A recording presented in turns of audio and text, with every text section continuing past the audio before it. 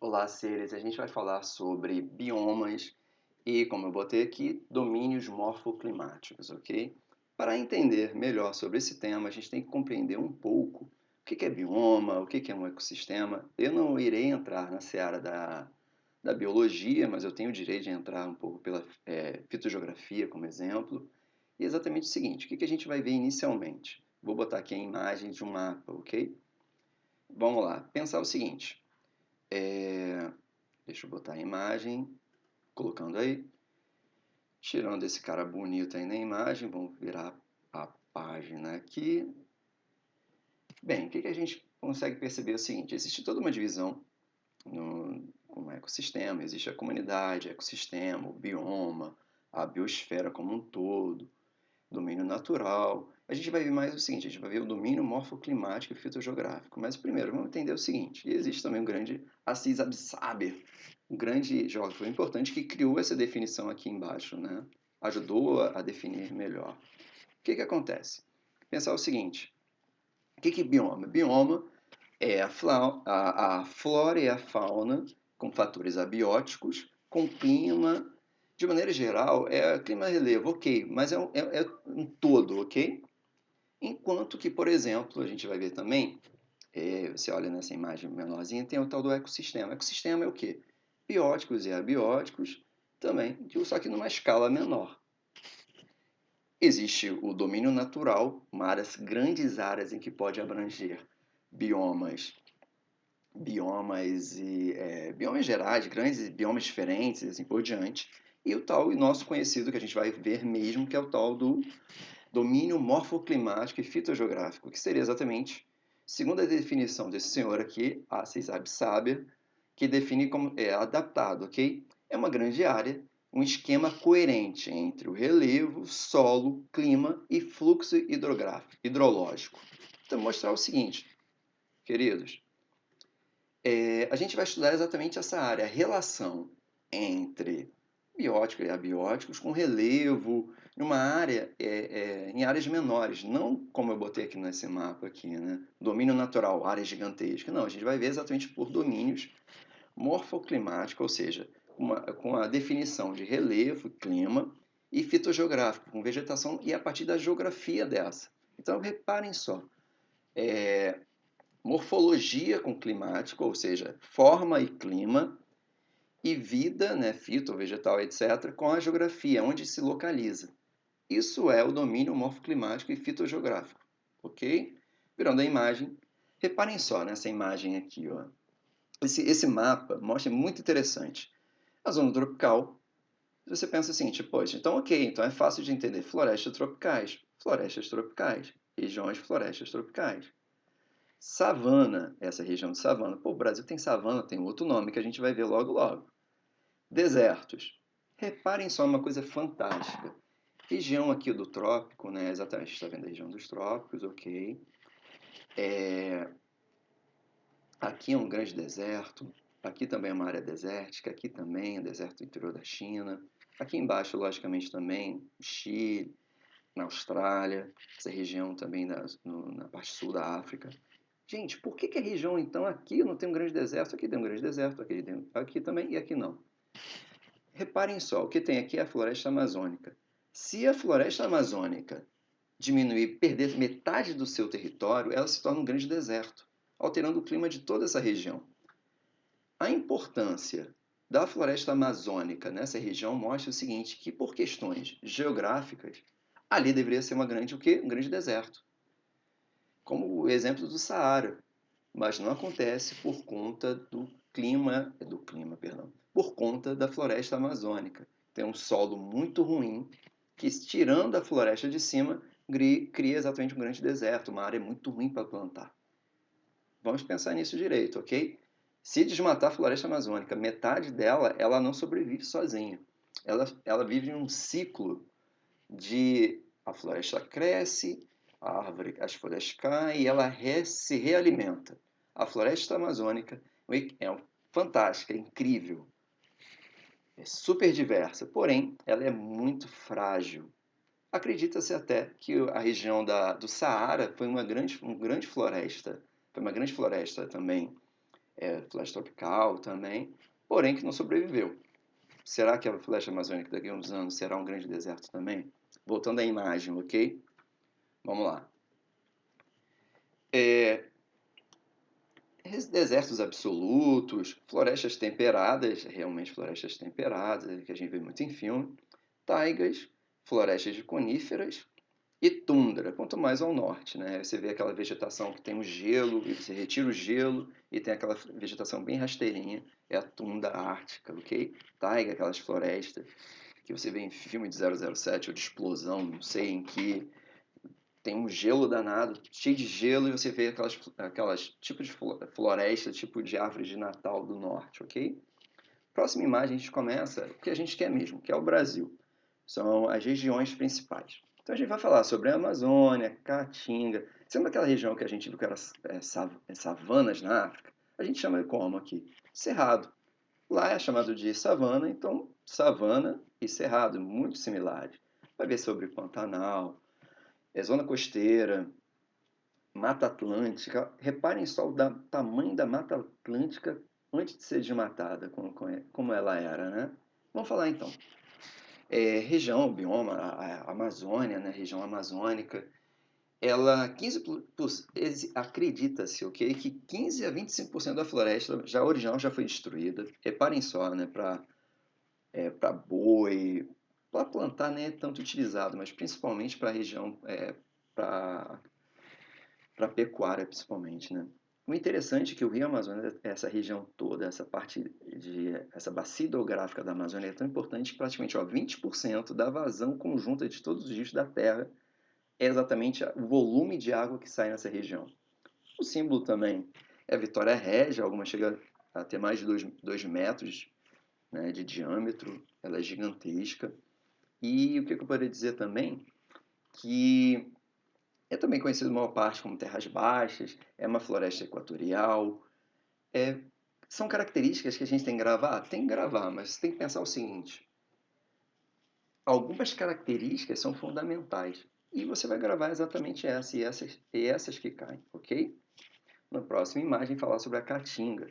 Caatinga também, ela como característica no Nordeste brasileiro, também conhecido como polígonos da seca, caracterizado por depressões semiáridas, né?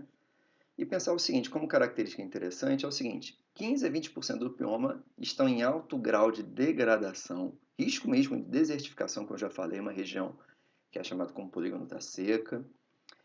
A estação seca, né, a temperatura do solo pode chegar até 60 graus. Isso aqui é o tipo característico principal do bioma, né, da caatinga. Em Tupi-Caatinga, olha interessante, dizer Mata Branca, como referência à vegetação sem folhas que predomina durante a época da seca. Essa vegetação mais baixa, cactos e assim por diante. Falar sobre Campos do Sul. O Campo do Sul, como domínio das araucárias, pradarias também, é a formação do que? Araucárias, essa vegetação, esse tipo de vegetação aqui, pampas das pradarias, regiões super bem retilíneas, ok? E principalmente características, né? O Planalto Gaúcho Catarinense recebe o nome de Campos de Cima da Serra, uma região muito bonita de se visitar, região de Gramado, cidades, tem uma produção incrível de uva, vinhos, e as matas da araucárias, né? O Pinheiro do Paraná, porte alto e se estendia do sul até Minas Gerais e São Paulo, porém também está em extinção, ok? Cerrado. Uma característica interessante do cerrado, para se falar como exemplo, é o seguinte: domínio do cerrado, principalmente em grandes chapadões, é um território bem vasto, né? E também essa vegetação conhecida como o cerrado, mas essa área gigantesca, como a gente já viu no mapa inicial, reparem só, o cerrado brasileiro, ele é tão grande que ele é maior, ou equivale exatamente ao quê? A Itália, a França, Inglaterra, Alemanha e Espanha. Só para voltar aqui, reparem só, o Cerrado brasileiro praticamente abrange diversos países. Então, a importância dessa região, desse bioma, é fundamental para ser preservado, para ter que ter, logicamente, desenvolvimento econômico, porém um desenvolvimento que sustentável. Não adianta desmatar como um todo, que o solo sem a floresta em si não sobrevive, o solo perde importância, ok? Voltando então na imagem, deixa eu botar aqui. 80% do carvão vegetal consumido no Brasil vem dessa região, que é um perigo, é uma tristeza saber disso, né? É o carvão que a gente utiliza, principalmente churrasco, mas também é utilizado em padarias que não utilizam gás natural. É interessante, olha só, essa região do Cerrado é tão importante em espécies que só na região do Distrito Federal, né, capital do Brasil, existem mais de 90 espécies de cupim só nessa região. 1.000 espécies de borboletas e 500 tipos diferentes de abelhas e vespas. O Cerrado é um bioma diverso pra caramba, uma área gigantesca que tem que ser preservada. Próxima imagem, que é uma tristeza, reparem só, a gente falando sobre a Mata Atlântica, a gente fala sobre a Mata Atlântica é o seguinte, é pensar que é também domínio dos mares de morros, também a gente fala um pouquinho mais para frente, mas pensar o seguinte, que o bioma é domínio mares de morro, esse relevo e chapadões florestados, ele abrangia uma área gigantesca. Reparem só, o domínio da Mata Atlântica era uma região gigantesca. Olha o que acontece, remanescente, ou seja, tudo foi praticamente desmatado e só resta exatamente isso aqui, ó, litoral e algumas regiões, ok? Praticamente o quê? 12% do território nacional, apenas 7% restam hoje. O primeiro parque, né, para proteger a Mata Atlântica foi criado em 1937, que é o chamado Parque Nacional de Itatiaia, que é muito bonito, vale a visitação. E pensar o seguinte, a Mata Atlântica é importantíssima e foi o que? Severamente desmatada. Fala sobre a zona costeira. Zona costeira, praticamente, reparem nesse mapa aqui que mostra a densidade demográfica. A quantidade de pessoas que moram nessa região aqui é a mesma que equivale que moram nessa região. Então, o Brasil, de maneira geral, estamos praticamente totalmente ligados na região litorânea. Tanto é que a gente sabe mais informações da Europa do que países latinos aqui, né? Vegetação litorânea. A densidade demográfica média na zona costeira é de 87 habitantes por quilômetro quadrado, enquanto que na média nacional, o restante do país, é praticamente o quê? 17 habitantes, praticamente o quê? 5 vezes mais. A zona costeira ela é importante, ok? E mostrar que essa região, assim como a Mata Atlântica, ela também sofre ingerência e desmatamento muito grande. Falar sobre o grande e tão em voga Pantanal. O que eu poderia falar do Pantanal? Do que restou do Pantanal? O Pantanal sofre recentemente uma crise hídrica, uma seca muito grande. A última seca tão grande foi aconteceu, acho que em 2008. Porém, qual é a crítica ao governo? Que não houve um preparo, um desmonte um pouco das brigadistas. O valor que era pago para os brigadistas foi somente metade do valor. Mas pensar também que existe uma crise econômica. A região do Pantanal, então, sofre uma crise de uma seca muito grande e perdeu boa parte do seu território. Vocês estão vendo isso na televisão. Hoje é dia 30 do 10 de 2020.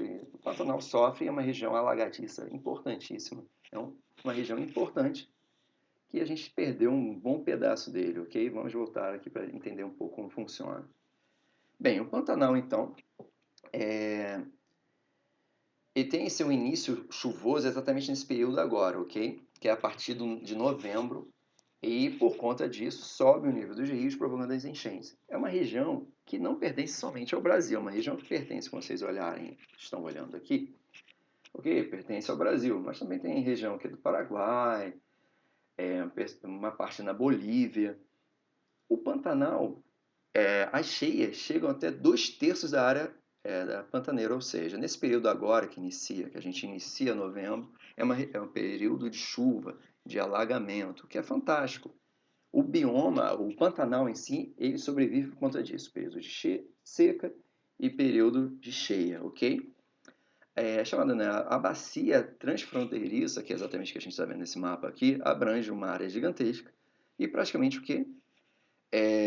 praticamente o Pantanal está 62% no Brasil, 20% na Bolívia, 18% no Paraguai.